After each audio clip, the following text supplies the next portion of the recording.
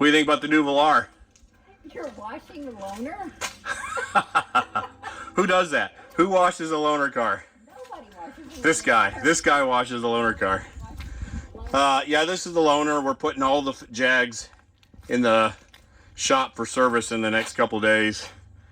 And so I said, heck, let's do a review on the Velar. And, well, so I gotta wash it, right? No.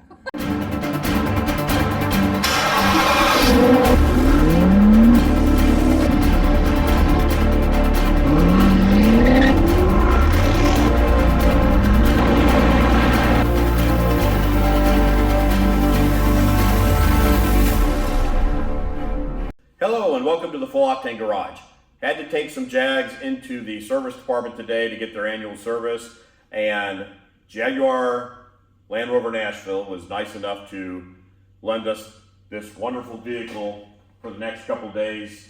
And you know, the Full Octane Garage, we're not going to miss an opportunity to do a car review, and so we're bringing one here for you today. This is the latest rendition of the Range Rover Velar. And so we're going to do a quick walk around, and then we're going to check out the interior, and then we're going to go for a drive and let you know what we think. Works for me. It's Kurt. James. Welcome to the Full Octane Garage. Let's get rolling. First impressions, this is a very good looking vehicle. It looks expensive, does it not, Kurt? It certainly does. This is the type of vehicle that when you pull up to the valet, you're going to get a front spot right next to a Jag or behind a Jag. I mean, let's just start with the front end. It has a very menacing and imposing front grille that probably looks really cool in the rearview mirror of the people in front of you. It's got these outstanding little LED lights on the front end. All the logos and lettering are all blacked out, which I like. I think it's a really good look. It matches the black gloss splitters on the front and rear, the air inlets and things of that nature. This particular vehicle, and most of the ones I've seen have got the black painted wheels on them.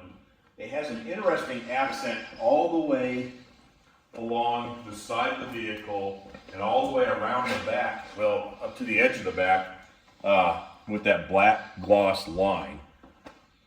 I like this whole layer where it's all blacked out. It's just a really good looking truck. That side view is incredible. Yes, look how long this truck is. I mean, seriously. And I think it's as much the wheelbase being pushed out to the front and rear corners. There's only this much space right here between this and the front of the truck. And it's the same thing in the rear end. So it gives the impression that this is a problem. It looks bigger than it is. When we're in it, does it not feel about the size of your Porsche Cayenne? It does. Generally speaking. And it's interesting, looking at the side view, you can really see how far back the cabin, the front driver's seat is. I mean, it's almost like you have a long-nosed vehicle. Yes. It's really, really cool. So looking down, of course, something else that's really cool, we'll show how these work in a little bit, but these Door handles. these door handles actually recess into the truck when the truck is locked. Huh. Let's see. Ooh. Let me look at that's a good, cool look. And you just unlock it, and they pop back out. I've been told that you can put your hand in here and lock it, and it will not crush your hand. Try it. That could be a lie. I'm not going to leave my hand in there. All right. Let's go around to the back. It does have your shark fin antenna at the top that's gloss black. That's super cool. I love this big overhang, which I think will do a good job of keeping the rear window from getting too dirty and all. RSQ5 gets a lot of stuff that comes up from the back of the vehicle and makes this dirty all the time. But this one hides the wiper. Yes, the wiper is really tucked all the cool. way up inside of it. So that's something unique to it that's very cool also. Never seen that before. Take a look at this rear view. You know how I like them, Kurt. Fat ass. I like them big and I like them wide. And this vehicle has a big, wide rear end. It looks very like aggressive and mean. Love the look of it. So that's the exterior of the vehicle. Oh, one other thing. Check out these headlights. They're like three-dimensional when you look down in there. Or not your headlights, but your tail lights. Oh, wow. They're like multi-layered. So that's kind of a really cool look to them also. They really are. Let's take a look at the engine. This is a 2-liter turbo that was 260 horsepower or so. We'll get into more of it on the drive, but it had what I would consider adequate power for a vehicle this size. It drives like a big truck. But that is your 2-liter engine. This vehicle also comes with a 6-cylinder engine. So with the 2-liter, at least there's plenty of room to work around in here, right? Yeah, it sure looks that way. Now that we've checked out the exterior of the vehicle, let's jump inside. We'll start with the back. It's got a button release right here. When you close it, it does have a one push button right there to do it. You can also open it with the remote control. It's got a big rear storage area. It does come with a shade to help you cover the contents. It has a 12-volt charger back in here, tie downs, and it has a regular size spare, which you don't see very often, that I really like, since I've sat on the road trying to inflate a not regular size. That is a really high entry into that tailgate. It is a high entry on vehicles that come with the option for the adjustable air suspension. Apparently you can lower this down just a little bit, but otherwise, like my vertically challenged wife Melissa may have an issue getting groceries to the back of here. It does come with a 40-20-40 split rear seats, so you can take the whole thing, flip them down forward, and then you've got a ton of space in the back. So it's a very useful vehicle as far as that's concerned. There's a lot of room back here. You're not going to ask me to get in there with you again, are you? We'll say that for the OnlyFans. Okay. Ready? Yep. All right. Again, beautiful interior here. It's got 3 large displays, one through the steering wheel, one up here that kind of rotates out when you start the car, and this other large touchscreen display. Something I would say, and I think this light kind of accentuates it, is this gloss black appearance does not show well with direct sunlight. This is kind of a cool feature here. You've got if you have a square cup, this would be awesome. That's kind of interesting they did that. But it has a cup holder right here, and then hidden cup holder. You know, that's for when you eat Chinese food. That'll put the little Chinese food container in there, and then you can have a drink. I think Crystal's thing would steal. Oh, yeah, square, a couple of sliders. I love the new shifter. That's kind of a bump shifter. You push it forward. There's a button underneath here. It's really a good feeling textured thing right here. And you just push the lever and pull it back to put it in neutral or drive, and then pull it back one more time and it'll go into sport. It's got separate. How does it go into park? Just you push the park button. Ah, right there. Okay. The main display here, the first selection, this is all climate controls. Then you have a separate one for seat heating.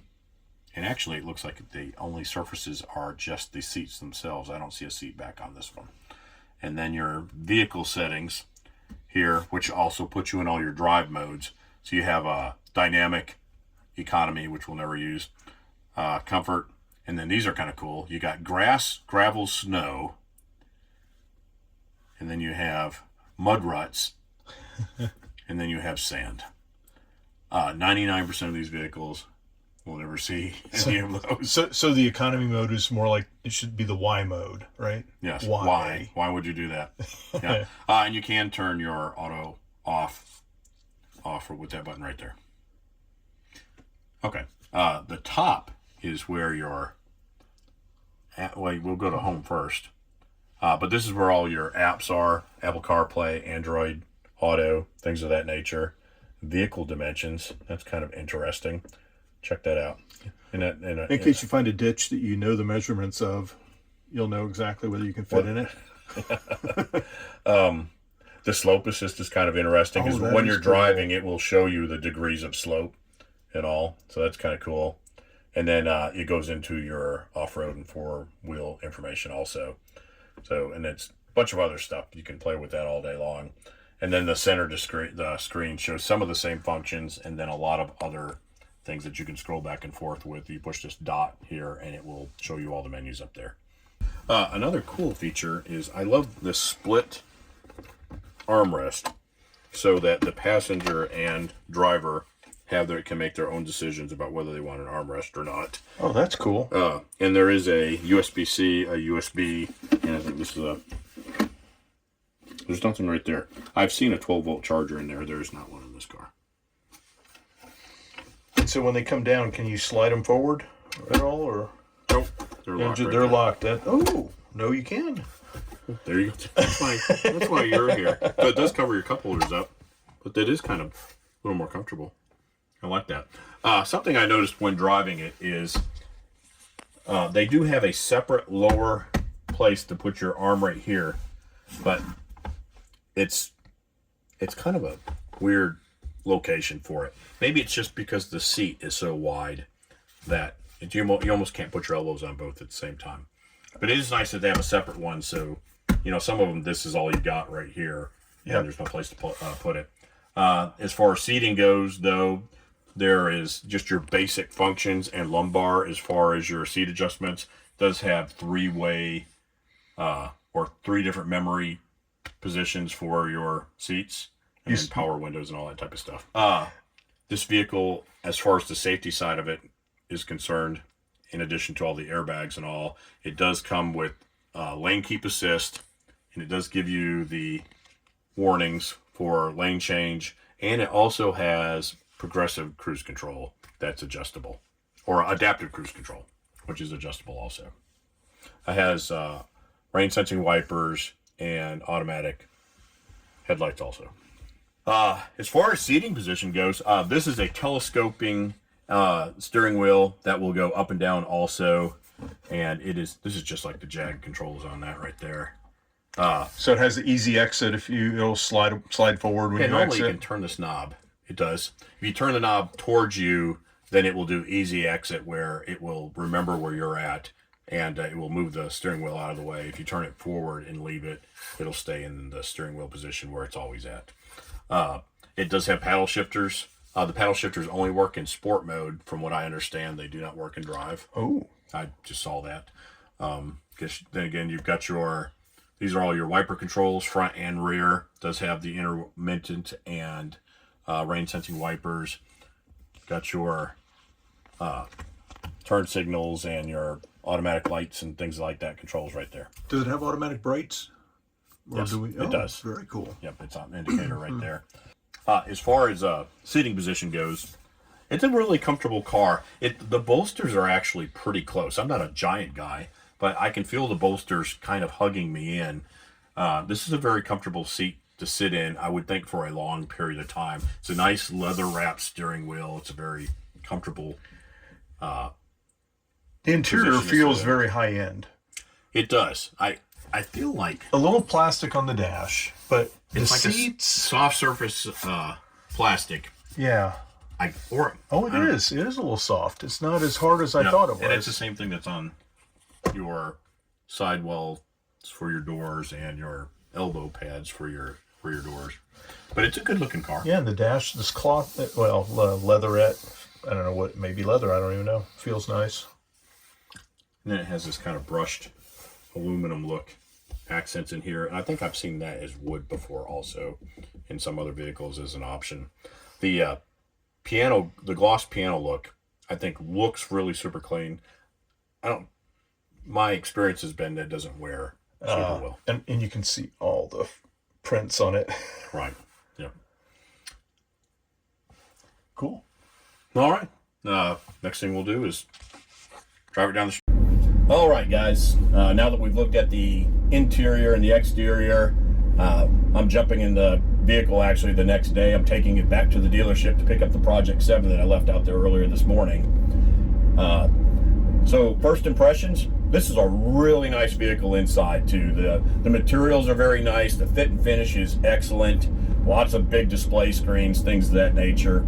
The seating position, super good. These are really comfortable. Not only are they attractive with their accent white stitching, They're high bolstered, which I like.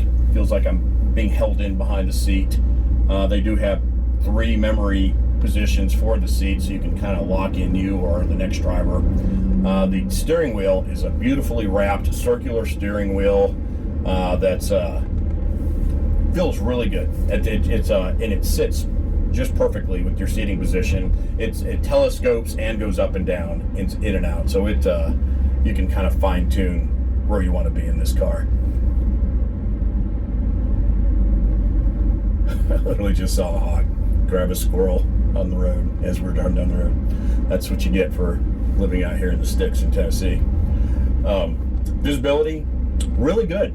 I would have thought it would not be as good as it is because the windows look so low profile from the outside, but I can actually see all the way around. I don't really see any pillars blocking me, and the mirrors are excellent. You get great visibility with the mirrors, and if not getting your visibility from that if you're backing up or whatever, the backup camera on this gigantic screen is really good, and it also has multiple other camera options so that you can see wherever you are whenever you're in a parking lot or something of that nature.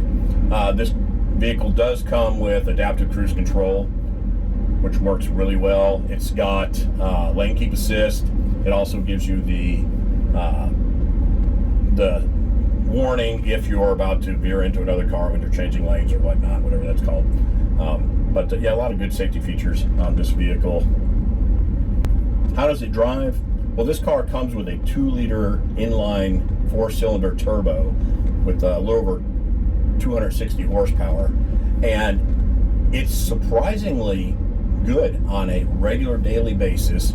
If you're driving interstate speeds or on the back roads right now, it's sitting at 1700 RPM at 60 miles an hour, and it does a very competent job of getting you around. Now, I've never heard anybody say, darn, I wish I had not gotten more power, and this is the case in that if you get the 6-cylinder version of this, it's well over 300 horsepower, and there's a significant difference in the drivability and the sportiness of the vehicle.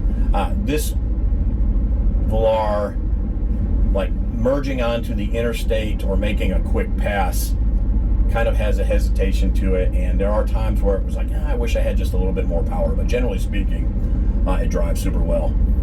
The suspension, excellent. This is really comfortable. It's probably one out of all the cars that we've got, even the Denali, which has an excellent suspension on it. This thing feels really comfortable, a good place to be in. Interstate or on the back roads with the potholes and things like that, you just glide right over them. It has a lot of options for ride height and things of that nature. If you go into the programming as far as off-road capability, you can select multiple different selections as far as it's got dynamic, eco, comfort, and then like 3 different type of off-road terrains that it will adjust the suspension and all, and probably the ride height too, I would imagine, to optimize your driving experience over those road conditions. I would say that you can feel the weight on this vehicle, and you feel it when you're in the curves or when you're making a quick lane change. When you turn the wheel pretty quick, you can feel the top kind of sway a little bit because it's a tall truck and the weight's a little bit higher, and I guess that's a normal expectation when you're driving down a road in a vehicle that's designed for off-road use. Plenty of room in here. It's got heated seats front and back. I think the front also have cooled seats. Plenty of USB-Cs, and there's a couple 12 volts in here. So you can pile 4 people in here. There's a ton of room in the back. I sat in the back with Kurt in the front, and I had plenty of room still. At least for the 2 side seats. You can put someone in the middle seat temporarily, I imagine. But it's a very comfortable vehicle to be in. Lots of utility, lots of space inside. So if you are taking a week-long trip with 4 people, got a huge amount of luggage space, and it gets a pretty good gas mileage. I think they said that this was averaging like 23 or 24 combined, but there was a time there when I picked it up for the first day I was getting 28. But I was just cruising along in cruise control, and it was about half back roads and half interstate. So it's got the capability to really put some good gas mileage down. It sits on 20-inch wheels. I think they're 50, 20 to 55 square pattern. They're Scorpions, and I think they do a good job of regular ride conditions. They do have a little bit of tread on the sidewalls, which said that they're going to be better than some for moving around off-road.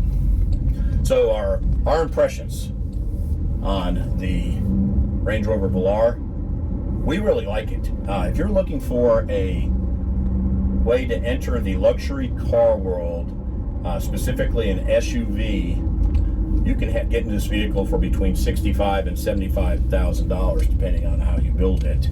And you're going to get a front row at the valet. Normal people, really normal non-car people, probably can't tell the difference between this and a Range Rover Sport. So it is a absolutely beautiful truck inside. It's a beautiful truck outside. It looks expensive, but it's actually pretty reasonably priced. So I would give, actually Kurt and I would give this vehicle a thumbs up. We want to thank Jaguar Nashville for letting us borrow it for a couple days while we were running the 3 Jags through the service department. And they always do an outstanding job down there. We appreciate it. You should go down there and check this vehicle out.